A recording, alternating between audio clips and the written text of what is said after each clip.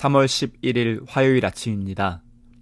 하나님의 크신 은혜와 평안이 이글스필드 교회 모든 성도님들과 함께 하시기를 소망합니다.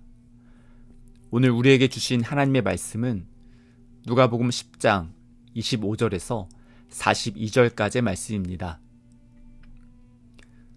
어떤 율법교사가 일어나 예수를 시험하여 이르되, 선생님, 내가 무엇을 하여야 영생을 얻으리이까? 예수께서 이르시되, 율법에 무엇이라 기록되었으며 내가 어떻게 읽느냐? 대답하여 이르되, 내 마음을 다하며 목숨을 다하며 힘을 다하며 뜻을 다하여 주 너의 하나님을 사랑하고 또한 내 이웃을 내 자신같이 사랑하라 하였나이다. 예수께서 이르시되, 내 대답이 옳도다. 이를 행하라. 그러면 살리라 하시니, 그 사람이 자기를 옳게 보이려고 예수께 여짜오되, 그러면 내 이웃이 누구니이까? 예수께서 대답하여 이르시되, 어떤 사람이 예루살렘에서 여리고로 내려가다가 강도를 만나매 강도들이 그 옷을 벗기고 때려 거의 죽은 것을 버리고 갔더라. 마침 한 제사장이 그 길로 내려가다가 그를 보고 피하여 지나가고, 또 이와 같이 한 레위인도 그곳에 이르러 그를 보고 피하여 지나가되, 어떤 사마리아 사람은 여행하는 중 거기 이르러 그를 보고 불쌍히 여겨 가까이 가서 기름과 포도주를 그 상처에 붓고 싸매고 자기 짐승에 태워 주막으로 데리고 가서 돌보아 주니라. 그 이튿날 그가 주막 주인에게 데나리온 2를 내어주며 이르되, 이 사람을 돌보아 주라. 비용이 더 들면 내가 돌아올 때에 갚으리라 하였으니, 내 생각에는 이 세 사람 중에 누가 강도 만난 자의 이웃이 되겠느냐? 이르되, 자비를 베푼 자니이다. 예수께서 이르시되, 가서 너도 이와 같이 하라 하시니라. 그들이 길 갈 때에 예수께서 한 마을에 들어가심에 마르다라 이름하는 한 여자가 자기 집으로 영접하더라. 그에게 마리아라 하는 동생이 있어 주의 발치에 앉아 그의 말씀을 듣더니, 마르다는 준비하는 일이 많아 마음이 분주한지라. 예수께 나아가 이르되, 주여, 내 동생이 나 혼자 일하게 두는 것을 생각하지 아니하시나이까? 그를 명하사 나를 도와주라 하소서. 주께서 대답하여 이르시되, 마르다야, 마르다야, 내가 많은 일로 염려하고 근심하나 몇 가지만 하든지 혹은 한 가지만이라도 족하니라. 마리아는 이 좋은 편을 택하였으니 빼앗기지 아니하리라 하시니라. 아멘. 상황에 따라서 지켜야 할 선이 있습니다. 개인에게 뿐만이 아니라 공동체 안에서도 가치관을 공유하고 질서를 유지하기 위해서 전통과 규범을 정해놓는 경우가 많이 있습니다. 2000년 전 유대 사회에서도 지켜야 하는 선이 있었습니다. 유대인들이 하나님의 말씀을 잘 실천하기 위해서 따랐던 계명과 율법이 있었고, 자신들의 민족적인 정체성을 지키기 위해서 만들었던 규범도 있었습니다. 또한 남자와 여자의 사회적인 역할을 구분하는 전통이 있었습니다. 오늘 우리가 함께 살펴보는 누가복음 10장의 뒷부분은 경계선을 넘어가는 것에 대해서 예수님께서 말씀하고 있습니다. 그 당시 유대인들이 절대로 넘어가면 안 된다고 생각했던 경계선에 대해서 예수님께서는 담장을 넘어가야 한다고 말씀하셨습니다. 예수님께서는 고정관념과 전통이라는 울타리 안에 갇혀있지 않으셨습니다.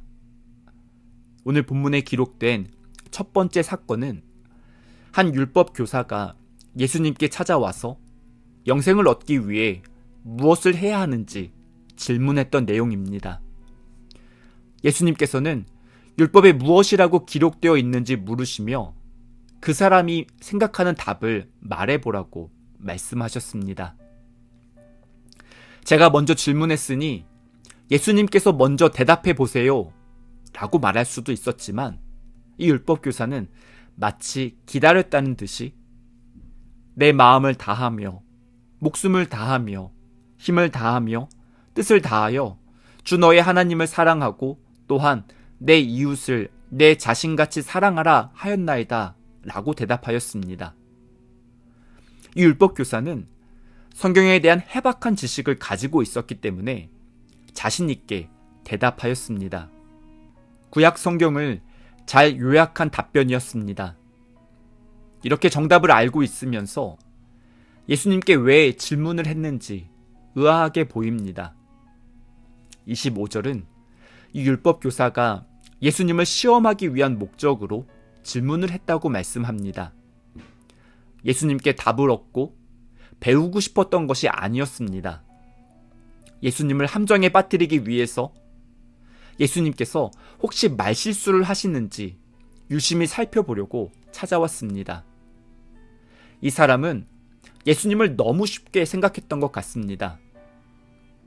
예수님께서는 그 사람의 눈빛과 말투에서 그 사람의 의도를 파악하셨던 것으로 짐작됩니다. 율법교사가 불순한 마음으로 예수님을 시험에 빠뜨리려고 했지만 그의 답변은 틀리지 않았습니다. 예수님께서 그래, 너의 말이 맞다 라고 인정해 주시면서 이미 알고 있는 것을 그대로 실천하면 된다고 말씀해 주셨습니다. 이 율법교사는 그런 대답을 듣고 싶어서 예수님께 나온 것이 아니었습니다. 예수님을 시험에 빠뜨리려고 했지만 아무런 소득이 없었습니다. 율법교사는 다시 한번 예수님께 질문하였습니다.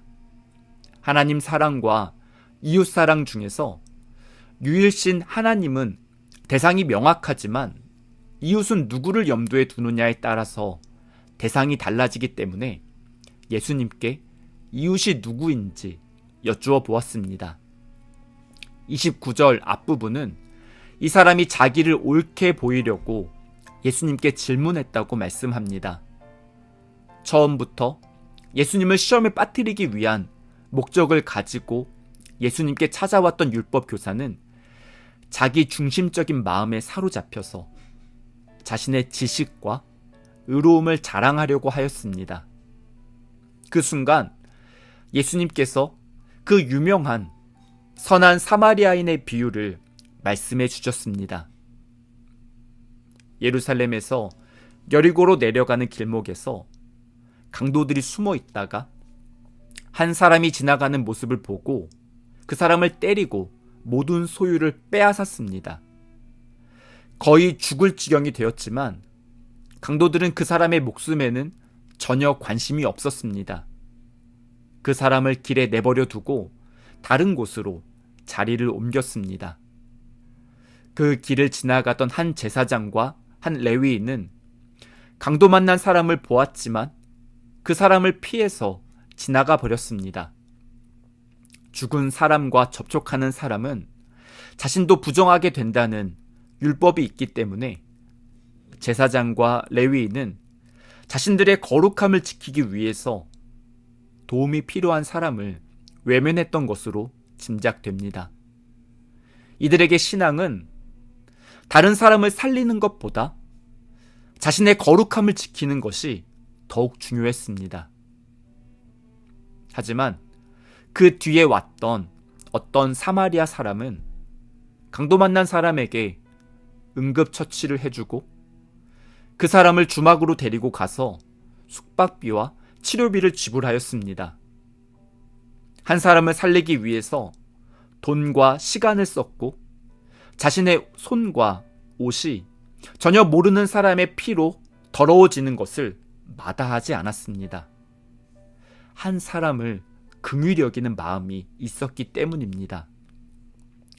호의를 베풀었던 선한 사마리아인은 2000년 기독교 역사에서 이웃을 환대하며 연약한 이들과 연대하는 모습으로 기억되고 있습니다. 율법 교사가 했던 질문은 누가 내 이웃입니까? 였습니다. 이 질문은 자신이 사랑해야 하는 대상과 그렇지 않은 사람을 구분하고 경계선 안에 포함된 사람만 사랑하면 된다는 의도가 깔려 있습니다. 예수님께서 말씀하신 선한 사마리아인의 비유에서 누가 내 이웃이라고 말할 수 있을까요? 내 이웃은 도움이 필요했던 강도 만난 사람인가요? 아니면 강도 만난 사람에게 호의를 베풀었던 사마리아 사람인가요? 예수님께서는 율법교사의 질문을 조금 바꿔서 다시 물어보셨습니다. 누가 강도 만난 자의 이웃이 되겠느냐? 강도를 만났던 사람은 모든 소유를 빼앗기고 옷이 벗겨져 있었기 때문에 이 사람의 신원을 확인할 수 있는 정보가 전혀 없었습니다. 이 사람이 유대인이었는지 사마리아인이었는지 알 수 없습니다. 제사장이었는지 레위인이었는지도 알 수 없습니다. 이 사람의 신분과 출신과 직업을 전혀 알 수 없기 때문에 외적인 조건으로 이웃을 구분하는 경계선으로 나눌 수 없습니다. 위험에 처한 사람의 신원을 알 수 없을 때 제사장과 레위인은 그 사람을 외면하였습니다. 하지만 사마리아 사람은 적극적으로 도와주며 한 사람의 생명을 살렸습니다. 그 당시 유대인들은 사마리아 사람들을 차별하고 외면했습니다. 자신들의 이웃이라고 전혀 생각하지 않았습니다. 하지만 강도 만난 사람이 만약 유대인이었다면 자신들이 대대로 미워했던 사마리아인을 이웃으로 인정해야 합니다. 그래야 위험에 처했을 때 길가에 버려져 죽지 않게 됩니다. 예수님께서 이 비유를 말씀해 주신 이유는 도움이 필요한 사람에게 호의를 베풀어야 한다는 의미도 물론 있지만 자신들과 노선이 다르다는 이유로 차별했던 사마리아인을 더 이상 외면하지 말고 이웃으로 여기며 사랑해야 한다는 뜻이 담겨져 있습니다. 전통과 고정관념에 갇혀있지 말고 경계선을 넘어서야 한다는 말씀으로 이해할 수 있습니다. 마르다와 마리아 이야기도 이러한 맥락으로 살펴보겠습니다. 예수님께서 자신들의 집에 오셨을 때 마르다와 마리아는 각자 자신들의 방식으로 예수님을 환대하였습니다. 마르다는 열심히 음식을 준비하며 예수님께 정성을 다해 대접하려고 하였습니다. 반면에 마리아는 예수님 곁에 앉아서 말씀을 들었습니다. 마리아는 언니 마르다도 이제 주방에서 그만 나와서 함께 예수님의 말씀을 듣자고 이렇게 말하지는 않았습니다. 반면에 마르다는 마리아도 자신과 함께 주방에 가서 일을 거들어야 한다고 생각했습니다. 그래서 예수님께 이 문제를 정리해 달라고 요청하였습니다. 그 당시 유대 사회에서 남성과 여성의 사회적인 역할은 명확하게 구분되어 있었습니다. 마르다는 경계선 안에 머물면서 여성이 해야 한다고 인식했던 일을 했습니다. 반면에 마리아는 경계선을 넘었습니다. 그리고 남성들의 공간으로 여겨졌던 거실에 나와서 예수님의 말씀을 들었습니다. 예수님께서는 경계선을 넘어왔던 마리아를 환대해 주셨고 하나님 나라의 복음을 들려주셨습니다. 마르다는 자신의 입장에서 더 좋은 음식으로 예수님을 대접하면 예수님께서 좋아하실 것이라고 생각하였지만 예수님께서 원하셨던 것은 푸짐한 식탁이 아니었습니다. 예수님께서 원하셨던 것은 대화였습니다. 2000년 전 여성들이 교육에서 제외되는 것이 당연하다고 여겨지던 시대였지만 예수님께서는 경계와 담장을 넘어서 하나님 나라의 복음을 전하셨습니다. 우리 이글스필드 성도님들의 그릇이 넓어지기를 소망합니다. 경계와 담장을 넘어서 사랑하고 품을 수 있는 대상이 확대되고 복음을 전하는 지경이 넓어지기를 바랍니다.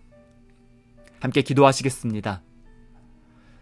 좋으신 하나님, 저희들의 굳어있는 마음을 하나님의 따뜻한 사랑으로 녹여주셔서 감사합니다.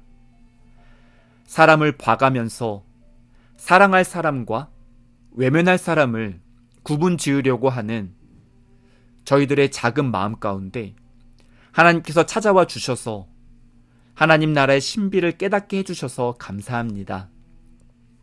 경계선 안에 머무른 채 담장을 넘어서기를 주저하고 있는 저희들을 긍휼히 여겨주시고 하나님 나라의 복음을 온전히 깨닫게 하여 주시옵소서. 아무런 자격 없는 저희들을 하나님께서 구원하여 주시고 예수님의 제자로 살아갈 수 있도록 불러주셔서 감사합니다. 깨달음에서 머무르지 않고 삶 속에 나아가서 말씀을 따라 살아갈 수 있도록 인도하여 주시옵소서. 오늘부터 3박 4일 동안 진행되는 뉴스 코스타 가운데 하나님께서 크신 은혜를 내려주시어서 참여하는 모든 학생들이 하나님의 놀라운 사랑을 깨닫고 예수님을 인격적으로 만나는 시간이 되도록 인도하여 주시옵소서. 이 모든 말씀 선하신 우리 주님 예수 그리스도의 이름으로 기도드립니다. 아멘. 오늘도 하나님의 은혜와 평안이 이그스필드 모든 성도님들과 함께 하시기를 바라며 축복합니다.